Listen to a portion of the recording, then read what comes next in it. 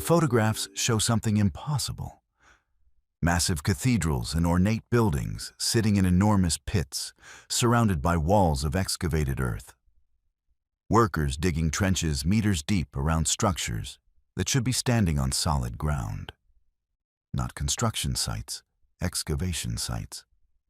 They were digging these buildings out, exposing grand facades, elaborate doorways, entire floors that had been completely buried beneath the surface. I thought it must be some kind of unusual foundation work.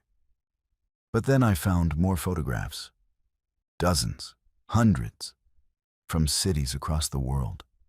The same impossible scene everywhere. Magnificent buildings being unearthed from the ground. Something had buried them. The official explanation is simple, almost boring in its certainty. Buildings settle over time. Streets are raised for drainage improvements. Centuries of accumulated debris and construction waste gradually lift the urban landscape. Layer upon layer, year after year, until those ground floor windows end up at ankle height. It sounds reasonable. It sounds like something that makes sense. Until you look at the photographs. I started with one building, a grand structure in Vienna, photographed during what appeared to be renovation work. The image showed workers standing in a trench that ran along the entire facade. They had dug down nearly 4 meters, and what they had exposed was not a foundation. It was a complete architectural level. Ornate window frames, decorative stonework, carved details that were clearly meant to be seen and admired, not buried underground where no one would ever look at them. The windows had glass in them. Think about that for a moment. Why would anyone install glass windows in a wall that was going to be immediately covered with dirt? Why would craftsmen spend hours carving decorative elements into stone that would be buried before anyone could appreciate their work?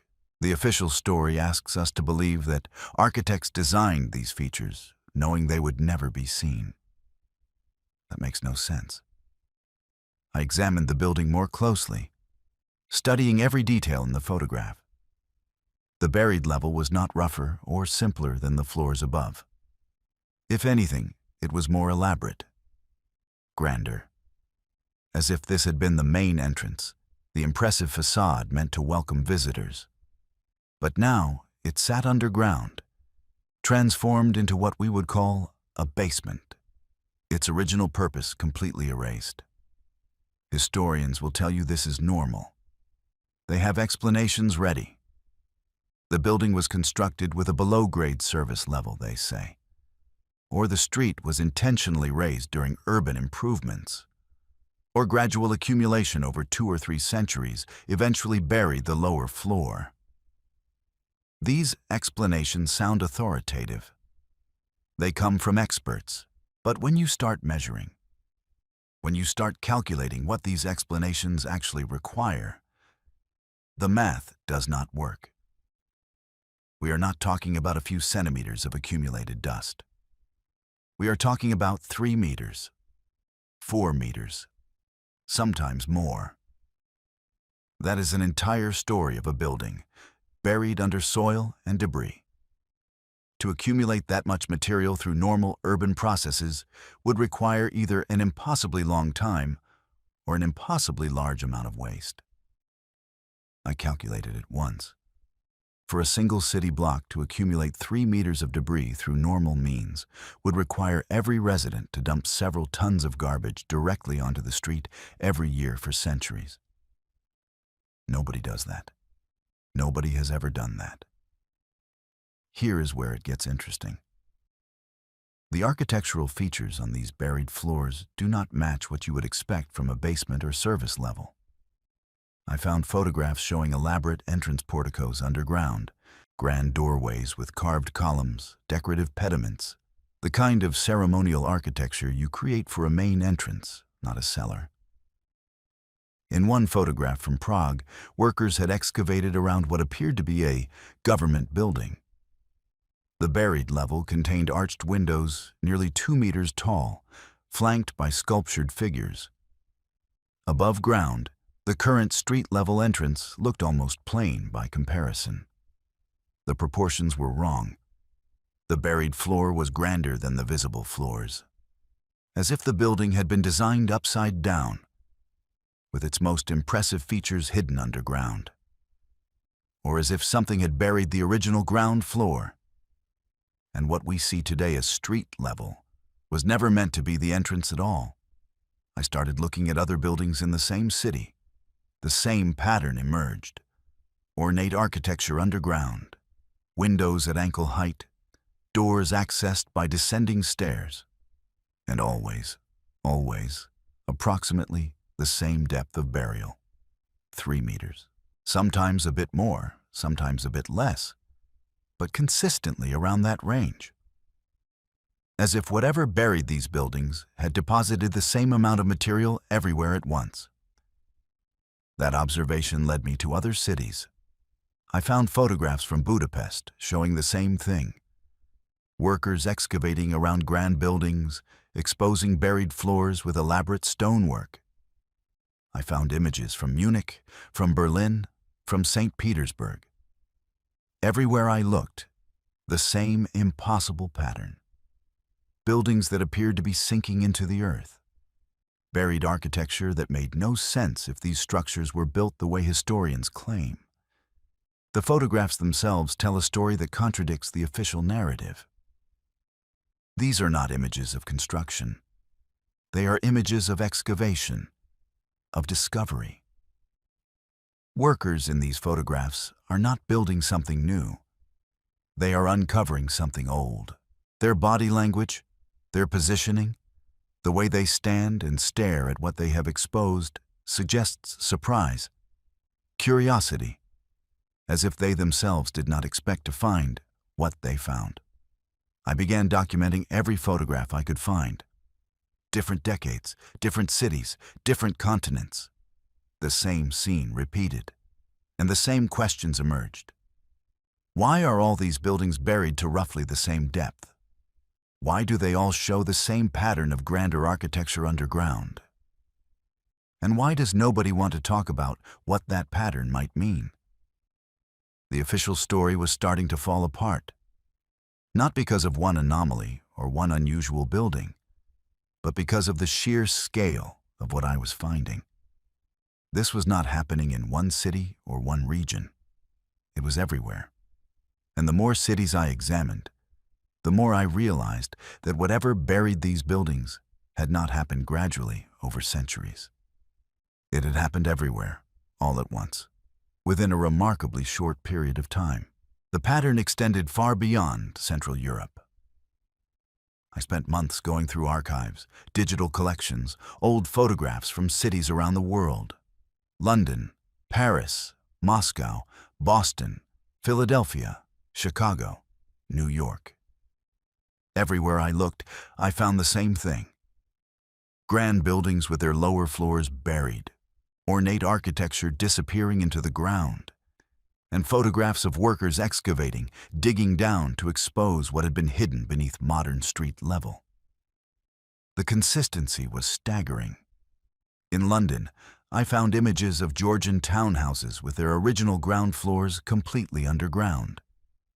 The elegant entrances that architects had designed were now basements, accessed through what had once been windows.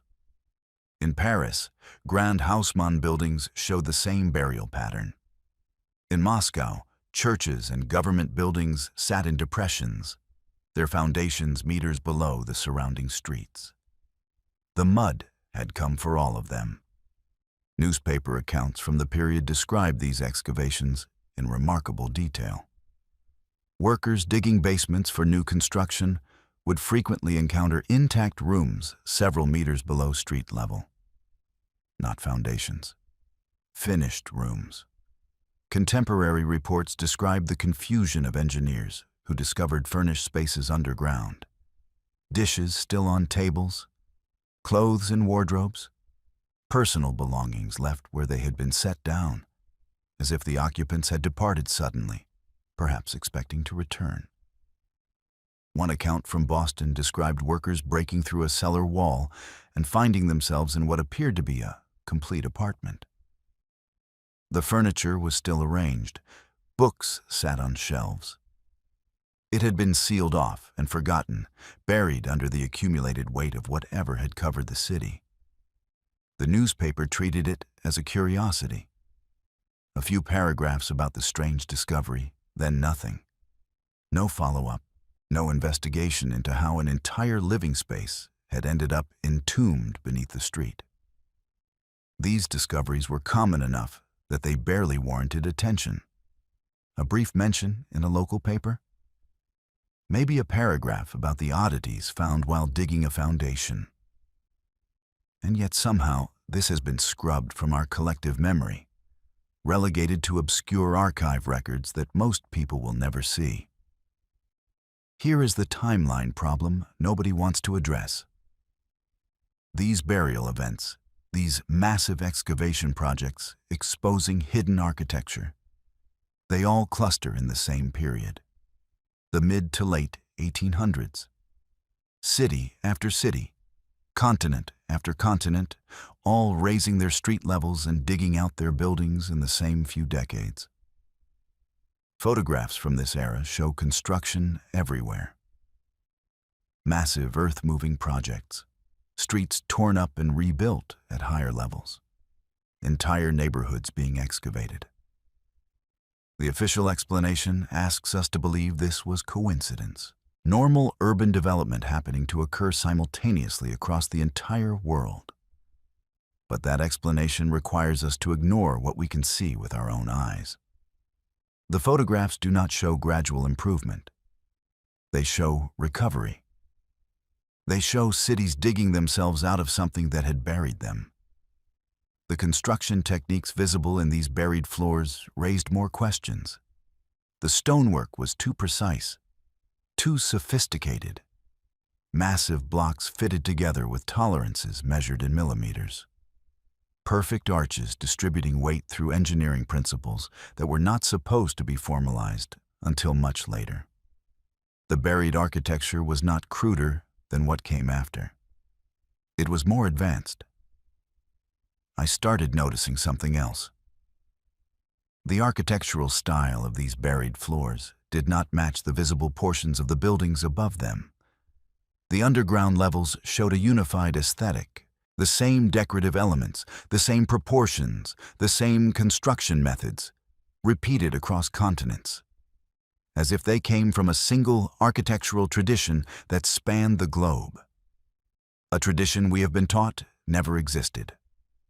The buildings above street level looked different, simpler in some ways, more varied in others, as if they had been added later, built on top of what was already there by people working with different knowledge and different capabilities. The visible floors adapted to the buried foundations. They did not match them. This suggested something historians do not want to acknowledge. These structures were not built by the civilizations that claimed them. The buried floors came first, constructed by someone else. Someone with technology and organizational capacity that does not fit the official timeline. And then something happened, something that buried the original ground level under meters of mud and debris, forcing whoever came after to build on top of the ruins. I found accounts describing inscriptions on buried walls, carved text exposed during excavations, then hastily covered over or removed. Reports of these discoveries are remarkably scarce, almost as if someone did not want that information becoming public. Languages that were not supposed to exist in those places at those times. Symbols that belonged to a civilization, we are told, never was. Dates that contradicted the accepted historical narrative. The more I researched, the more I realized this was not just about buried buildings. The buildings were evidence of something much larger. A sophisticated global civilization that existed before the catastrophe. A civilization that built with precision we are only now beginning to match. A civilization that was erased, buried not just physically under tons of mud, but intellectually under layers of historical revision and institutional denial. Think about it. If these buildings were really constructed at their current buried depths, that means architects designed grand entrances underground. Craftsmen carved elaborate stonework, knowing it would never be seen. Glass windows were installed in walls that were immediately covered with dirt. That makes no sense. No civilization would invest enormous resources in creating beauty that would be immediately hidden. But if these buildings were constructed at ground level and then buried by something catastrophic, everything makes sense. The proportions make sense. The architectural features make sense. The consistency across continents makes sense. The only thing that does not make sense is the official timeline we have been given. Someone was lying about what happened, and the buried buildings were proof. What could cause such a dramatic change in ground level across the entire world? The official explanation collapses under scrutiny. Gradual accumulation does not bury buildings uniformly across continents. Street improvements do not deposit 3 meters of mud simultaneously in Vienna, Boston, and St. Petersburg. Something else happened. Something catastrophic. Something they do not want us to understand. I started looking at historical records from the early 1800s. References to unusual weather appeared everywhere. Years of darkness, crop failures, famines that swept across continents. The year 1816 was called the year without a summer. Frost in July, snow in August, harvests failing across the northern hemisphere, people starving. The official explanation blames Mount Tambora, a volcanic eruption in Indonesia. But volcanic records show something larger. Between 1800 and 1850, unusual geological activity spiked worldwide.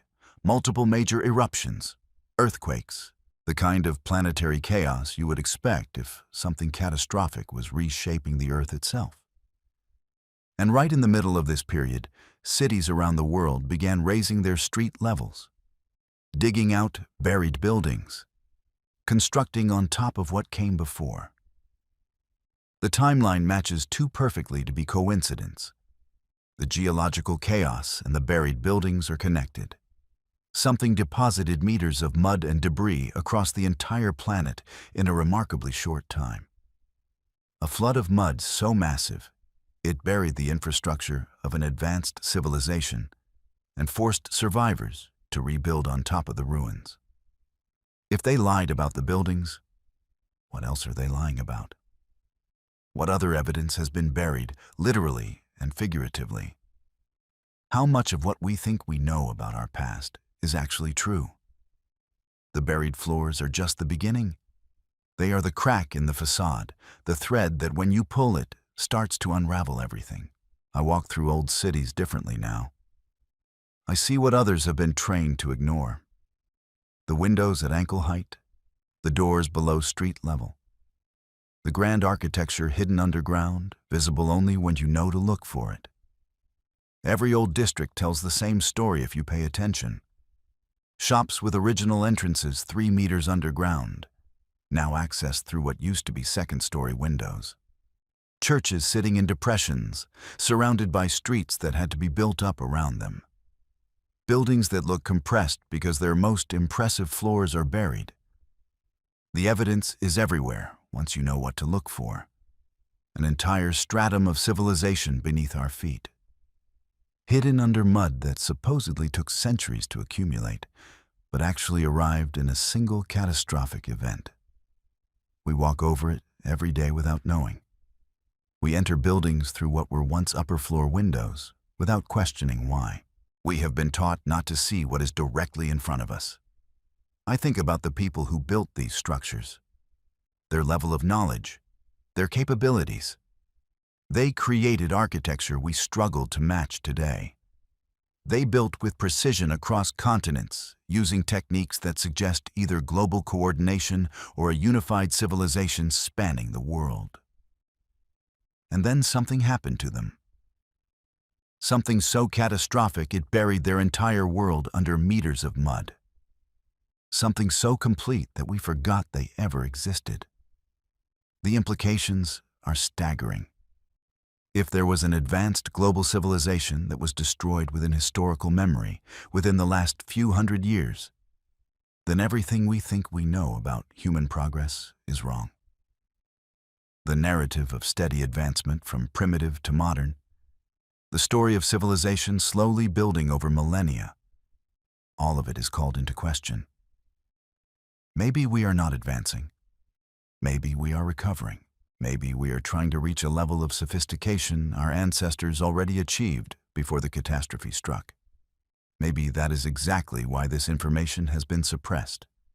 Because if people knew there was a reset, if they understood that advanced civilizations can be destroyed and forgotten, it would fundamentally change how we think about our own world. It would make us question our assumptions about progress, about stability, about the permanence of everything we have built. If it happened once, what stops it from happening again? The photographs are still there, hiding in plain sight. Archives and digital collections available to anyone willing to look. The buried buildings are still there, their original ground floors hidden beneath modern streets. Workers in old photographs still stand in excavation trenches, staring at architecture that should never have been underground. The evidence exists. It has been buried in plain sight, both physically beneath the streets and intellectually beneath layers of official explanation. Once you see it, you cannot unsee it. The buried floors tell a story that contradicts everything we have been taught about our history. About who built these cities, about what happened to the world before we arrived. And maybe that is exactly why nobody wants us to look too closely. Maybe the truth about our past is too dangerous to acknowledge, too disruptive to the carefully constructed narrative we have been given. Or maybe the people who control that narrative do not want us to know that everything we think is permanent could disappear tomorrow, just like it did for the civilization that came before us.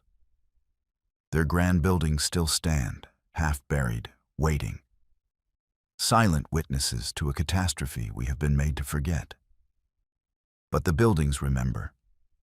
Every window at ankle height remembers. Every staircase descending to a buried entrance remembers. And now, if you choose to look, so will you.